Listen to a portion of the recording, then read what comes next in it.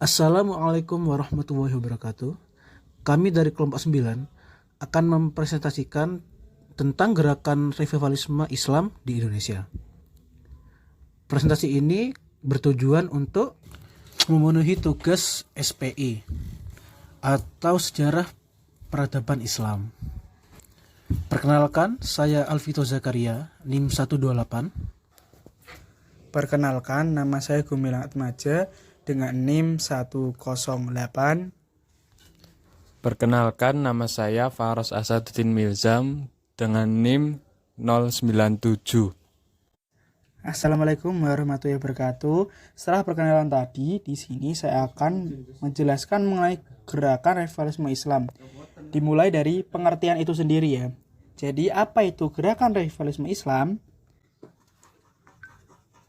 Gerakan revivalisme Islam mengacu pada upaya untuk menghidupkan kembali ajaran-ajaran Islam yang murni dan memperbarui pemahaman Islam dalam konteks modern.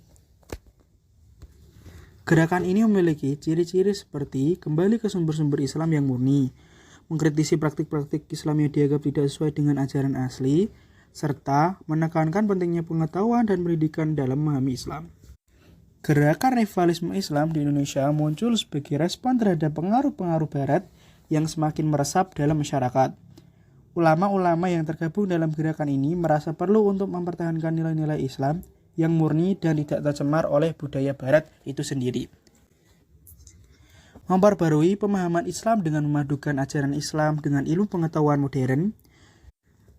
Mereka juga membuka sekolah-sekolah modern yang mengajarkan ajaran Islam yang lebih terbuka dan inklusif.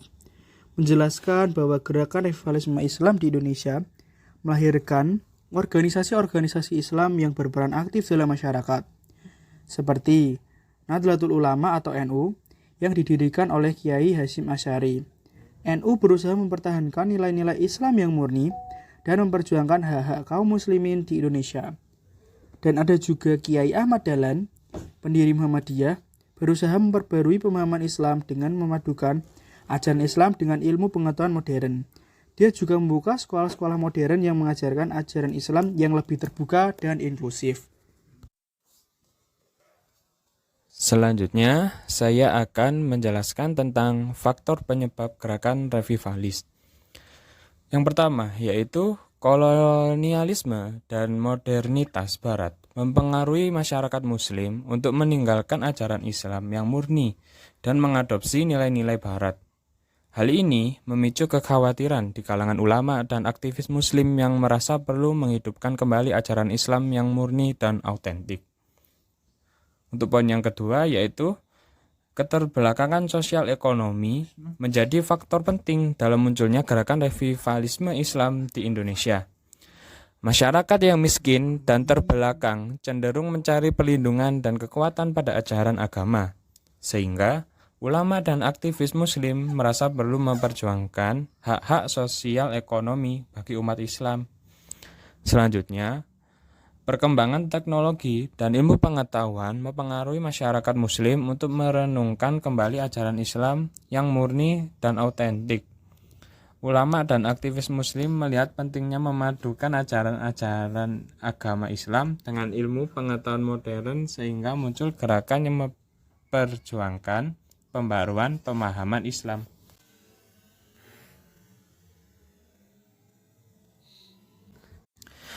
Untuk poin selanjutnya, yaitu krisis moral dan etika di masyarakat menjadi faktor penting dalam munculnya gerakan revivalisme Islam. Masyarakat merasa kehilangan nilai-nilai moral dan etika yang kuat, sehingga ulama dan aktivis Muslim merasa perlu menghidupkan kembali ajaran Islam yang murni dan memperjuangkan pembaruan moral dan etika di masyarakat. Selanjutnya, perkembangan politik di Indonesia mempengaruhi munculnya gerakan revivalisme Islam. Ketidakpuasan terhadap rezim politik yang dianggap korup dan tidak adil memicu umat Muslim untuk memperjuangkan keadilan dan demokrasi dengan cara yang sesuai dengan ajaran Islam.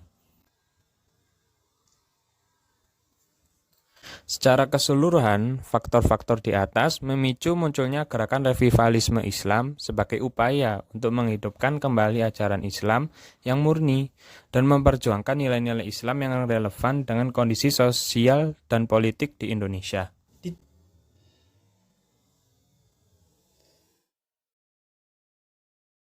Selanjutnya adalah fase gerakan revivalisme. Dalam gerakan ini terjadi dua fase. Fase pertama awal abad ke-20 hingga awal kemerdekaan. Fase pertama gerakan revivalisme Islam di Indonesia dimulai pada awal abad ke-20 dan berlangsung hingga awal kemerdekaan. Fase ini ditandai dengan munculnya organisasi-organisasi Islam modern seperti Muhammadiyah dan Persatuan Islam atau Persis. Jadi untuk Muhammadiyah ini didirikan pada tanggal 18 November 1912 oleh Kiai Ahmad Dahlan, dan Persis didirikan pada tanggal 12 September 1923 oleh Haji Muhammad Yunus. Poin selanjutnya adalah fase kedua atau pasca kemerdekaan hingga saat ini.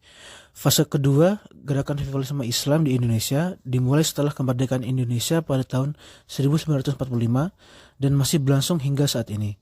Fase ini ditandai dengan munculnya gerakan Islam yang lebih radikal seperti Salaf dan Wahabi, yang menekan pada keaslian ajaran Islam dan menentang pengaruh Barat secara total. Kelompok Salaf atau Salafisme masuk di Indonesia pada tahun 1980-an yang diduga disebarkan oleh pemerintah Arab melalui program beasiswa. Dan untuk Wahabi disebarkan oleh para haji yang baru pulang menunaikan rukun Islam kelima di Tanah Suci, yaitu haji, dan membawa ajaran-ajaran Wahabi ke tanah Indonesia.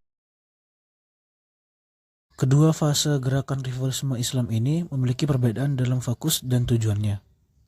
Namun, keduanya memiliki peran yang penting dengan memperkembangkan Islam di Indonesia dan menjuangkan pembaruan dalam memahami dan praktik keagamaan di masyarakat.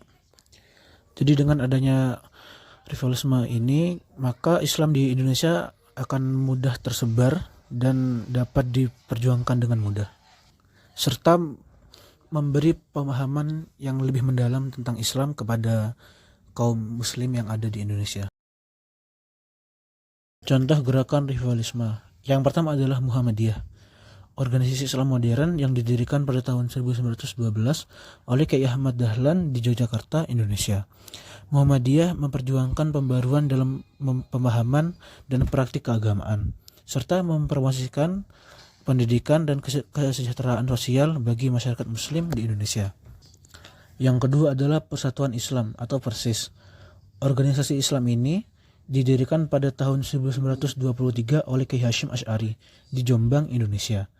Persis memperjuangkan pembaruan dalam pemahaman ajaran Islam yang lebih autentik dan menentang pengaruh Barat dalam masyarakat muslim Indonesia. Yang ketiga adalah Salafi. Salafi adalah gerakan Islam yang muncul pada abad ke-19 di Arab Saudi dan menekan pada pemahaman ajaran Islam yang lebih konservatif dan otoritatif. Di Indonesia, gerakan Salafi dikenal dengan Salafi Wahabi yang banyak terkait dengan lembaga pendidikan Islam.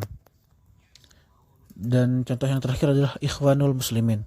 Ikhwanul Muslimin adalah gerakan Islam politik yang didirikan pada tahun 1928 di Mesir oleh Hasan al-Banna. Ikhwanul Muslimin memperjuangkan islamisasi masyarakat dan politik, serta menentang pengaruh Barat dalam masyarakat muslimin. Dari keempat contoh yang ada di atas, emang gerakan-gerakan tersebut dilakukan untuk menyebarkan Islam di Indonesia. Namun perlu dicatat bahwa tidak semua gerakan revivalisme Islam memiliki tujuan dan metode yang sama, serta dapat berbeda dalam sudut pandang dan praktik keagamaannya. Sebagian gerakan revivalisme Islam juga memiliki keterkaitan dengan ekstremisme dan terorisme, sehingga perlu dilakukan pemahaman dan kajian yang lebih komprehensif dan kontekstual dalam memahami gerakan ini. Terima kasih sudah mendengarkan dan melihat video mengenai gerakan revivalisme Islam dari kelompok kami, yaitu kelompok 9. Kurang lebihnya saya minta maaf, karena sempurnaan hanya milik Allah. Wassalamualaikum warahmatullahi wabarakatuh.